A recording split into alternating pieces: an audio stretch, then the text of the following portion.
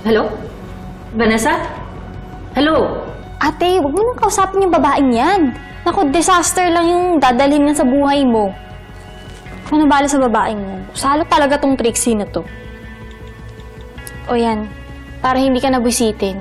Ano ba yan?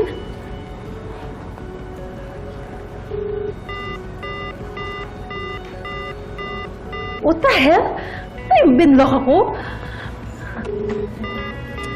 Ano ba yan? Vanessa naman eh.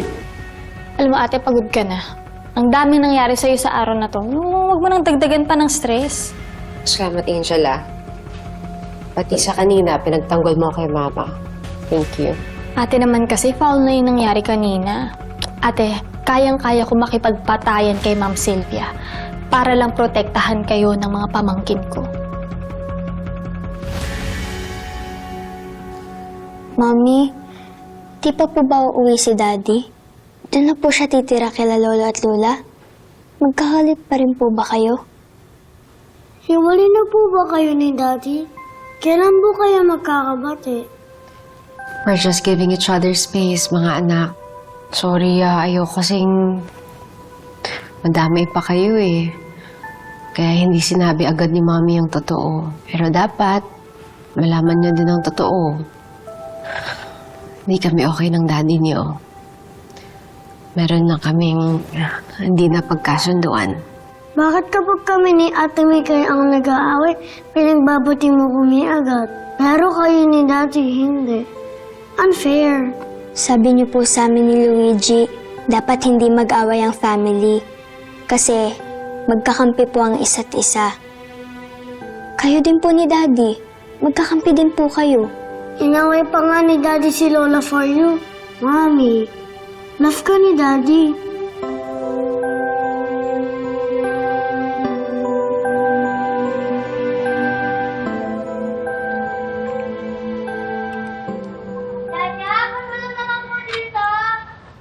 Ay, sandali, Mikay! Pakyat na! Tao po. Delivery po. Tao po. Tao po, delivery po. Kuya, sige ka, pumasok ka na lang. Ma'am, delivery po para kay Attorney Vanessa Panganiban. Kayo po yun? Hindi. Kapatid niya ako. Pero ako na magre-receive. Okay po. Ma'am, picturean ko na lang po kayo, ma'am. Proof of delivery. Thank you po.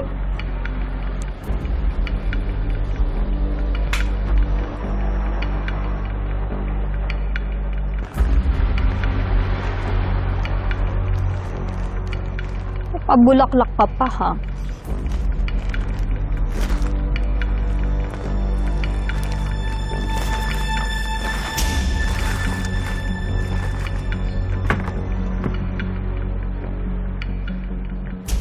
Yaya Veron? Yaya Veron, bukas yung gate! You? Ako nga. At bakit ka nandito? May mukha ka pa talagang pumunta rito, ha? Nasaan si Vanessa? Kailangan ko siya makausap. At bakit? May susumbong ako sa kanya. Anong isusumbong mo? Hindi ano, sino. Nasaan si Vanessa? Wala dito si ate. Kaya umalis ka na. Daw naniniwala. Vanessa! Vanessa! Ba, bakit ba ang kulit mo? Ba? Trespassing ka, ha? Gusto mo ipapulis kita? O sige, tumawag ka ng pulis. May susumbong din ako sa kanila. Gusto mo ng clue? Karumal-dumal. Gusto mo ng isa pa? Boyfriend. Wala akong alam sa sinasabi mo. Kaya umalis ka na. Alam mo, wala ka ibang dinala kundi gulay ito eh. Umalis ka na! Ano ba? Pareho nating alam kung sino talaga ang may balak na masama kay Vanessa.